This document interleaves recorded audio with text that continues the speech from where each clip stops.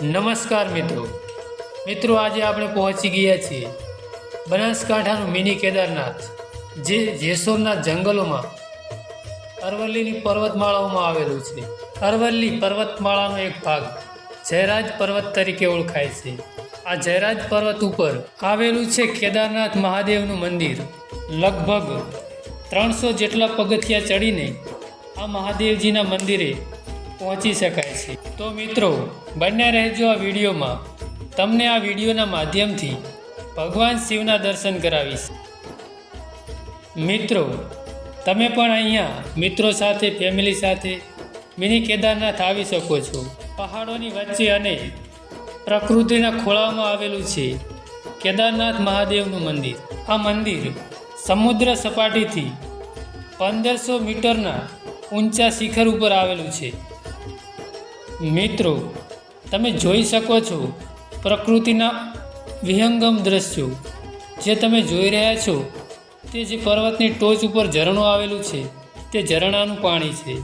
મિત્રો, આપણે પહોંચી ગયા છીએ શ્રી કેદારનાથ મહાદેવજીના મંદિરે. વરસાદી સિઝન અને શ્રાવણ માસની શરૂઆત થઈ ચૂકી છે, એટલે શ્રદ્ધાળુઓની સંખ્યા પણ ધીરે ધીરે વધવા લાગી છે. તમે જોઈ શકો છો અત્યારે પણ ઘણા બધા શ્રદ્ધાળુઓ જોવા મળે છે. શિવરાત્રિ ઉપર હજારોની સંખ્યામાં અહીંયા ભક્તો દર્શન કરવા માટે આવતા હોય છે. તો ચાલો મિત્રો, શિવજીની મુલાકાત અને દર્શન કરવાનો લાભ લઈએ. મિત્રો, જે સામે દેખાઈ રહ્યો છે તે છે શ્રી કેદારનાથ મહાદેવજીનો પ્રવેશ દ્વાર. તો ચાલો મિત્રો, શ્રી કેદારનાથ મહાદેવના દર્શન કરીએ અને તમને પણ આ વિડીયોના માધ્યમથી શ્રી કેદારનાથ મહાદેવના દર્શન કરાવો.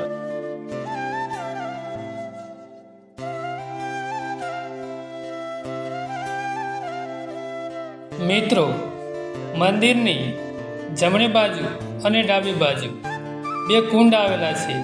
જે તમે જોઈ રહ્યા છો તે ગંગાજી કુંડ છે અને ડાબી બાજુ છે યમુના કુંડ.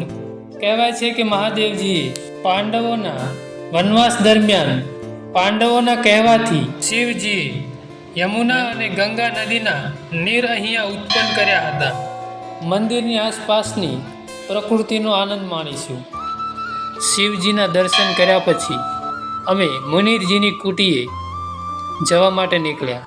મુનિરજીની કુટી જયરાજ પર્વતની ટોચ ઉપર હતી અને જેમ જેમ ઉપર ચડતા ગયા તેમ તેમ જંગલ વધુ ગાઢ બનતું ગયું. સુમસાન એટલે એટલું સુમસાન હતું કે કોઈ માણસ તો શું, કોઈ પક્ષી પણ નહોતું જોવા મળતું. આશરે 2 થી 3 કિમી જંગલમાં ચાલ્યા પછી અમે પહોંચી ગયા છીએ મુનિજીની કુટીએ. તો મુનિજી પહેલાં અહીંયા એક ગુફામાં રહેતા હતા. તમે જે ગુફા જોઈ રહ્યા છો તેમાં હજારો વર્ષ પહેલાં મુનિજી આ કુટીમાં રહેતા હતા. આ ગુફાને અડીને જ મહાદેવનું, શ્રી ગણેશ ભગવાનનું અને પાર્વતી માતાનું મંદિર આવેલું છે. ત્યાં અમે દર્શન કર્યા અને ચોમાસામાં 16 કલાએ ખીલેલી પ્રકૃતિનો આનંદ માણ્યો. તો મિત્રો, આ હતું પાલનપુરથી થોડાક જ અંતરે આવેલું મિની કેદારનાથ. તમે આ વિડીયો યુટ્યુબમાં જોઈ રહ્યા હોય તો સબસ્ક્રાઈબ કરી નાખજો અને ફેસબુકમાં જોઈ રહ્યા હોય તો ફોલો કરવાનું ભૂલતા નહીં.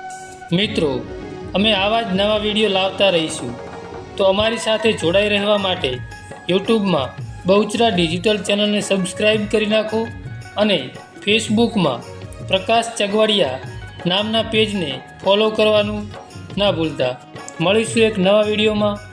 ત્યાં સુધી જય માતાજી,